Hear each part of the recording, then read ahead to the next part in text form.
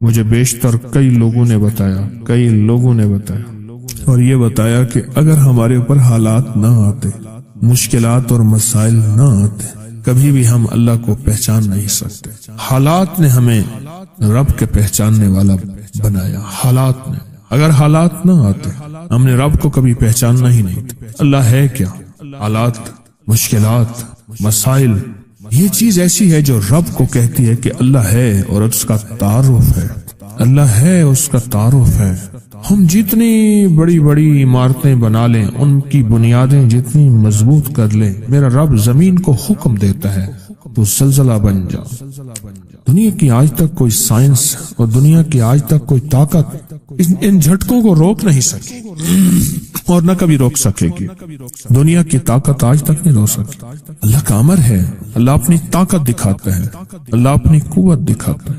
آپ یقین جانیے کہ اللہ کے صفاتی نام میں ڈوب کے دیکھیں تو صحیح، اور اللہ کے صفاتی نام کے اندر گہرائی میں جائیں تو صحیح کہ صفاتی ناموں کو ہے کیا ان کے اندر طاقت اور ان کے اندر قوت کیا ہے۔ صفاتی ناموں میں طاقت کیا ہے اور قوت کیا ہے، آپ ڈوب کے دیکھیں تو صحیح۔ اللہ کے ناموں ایک احساس ہوگا کہ اللہ نے ہمارے ساتھ کتنی محبت کا معاملہ کیا اور کتنے احسان کا معاملہ کیا۔ ایک بابا جی ملے مجھے ایک سفر میں، بہت موٹے تھے۔ میں نے کہا آپ کا نام کہنا، میرا نام ہے مقبول موٹا۔ خود کہہ دیا موٹا۔ میں کیوں کہہ لیں، مجھے موٹا کہتے ہیں مقبول، اس لیے میں نے آپ کا نام۔ وہ بڑے لمبے لمبے سفر بائک پہ، موٹر سائیکل پہ کرتے تھے، بس کے اندر چڑھ نہیں سکتے تھے، موٹے اتنے تھے، سیٹ پہ بیٹھ نہیں سکتے تھے، بیٹھتے تھے نکل نہیں سکتے تھے، بہت کھاتے تھے، کھاتے کھاتے تھک جاتے تھے، پھر سو کے ایسے بازو کر کے ویسے کھاتے رہتے تھے۔ 3 کام، کھانا، سونا اور بیت الخلا۔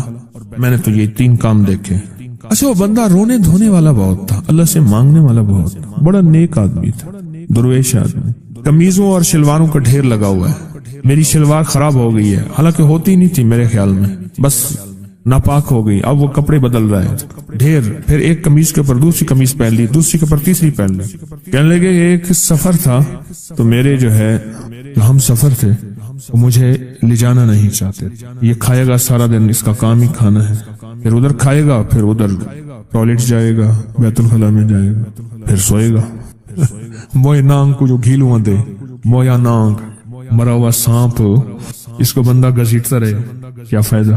انہیں کہا ہم نہیں لے جاتے تجھے۔ بڑوں کے پاس بھی جا کے کہہ دیا کہ ہم اس کے ساتھ نہیں جائیں گے۔ بس کہا میرے اندر جو درد اور غم آیا، میرے اندر جو درد اور غم آیا، اور اس درد اور غم نے میں نے اس سے کہا، مجھے کہنے لگے میں نے یا قہارو پڑھا، رات کو بیٹھ گیا۔ میں نے کہا کیسے پڑھا؟ پھر انہوں نے مجھے بیٹھ کے ویسے پڑھ کے دکھایا، یا قہارو یا قہار، ایسے جذبے کے ساتھ کہ کوئی نہ مجھ کو یاد رہے، اور تجھ پہ سب گھر بار لٹا دوں، خانہ دل آباد رہے، اور نظر سے اپنی سب کو گرا دوں، فقط تجھ سے فریاد رہے۔ ایسے درد سے پڑھا، ایسے غم سے پڑھا، اور تو نہیں کتنے سینکڑوں اور کتنے ہزاروں دفعہ پڑھا، اور کتنی دفعہ اللہ سے کہا اللہ تو مان جا، تو غلبے والا ہے، تو غالب ہے، تو زبردست ہے، تو طاقتور ہے، اللہ یہ چھوٹے تو بڑا ہے، اور تو فیصلہ کر لے تو ہر چیز ممکن ہے۔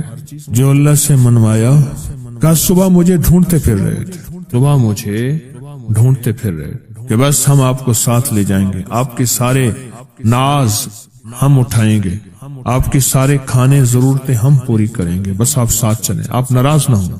اس نے عرشوں سے فیصلہ کروایا، اور اللہ کے غلبے کو اور اللہ کی طاقت کو اور اللہ کی قوت کو عرشوں سے اتروایا لفظ یا قہارو کے ذریعے۔ اللہ کے صفاتی نام یا قہارو کی طاقت کے ذریعے عرشوں سے نظام اتروایا۔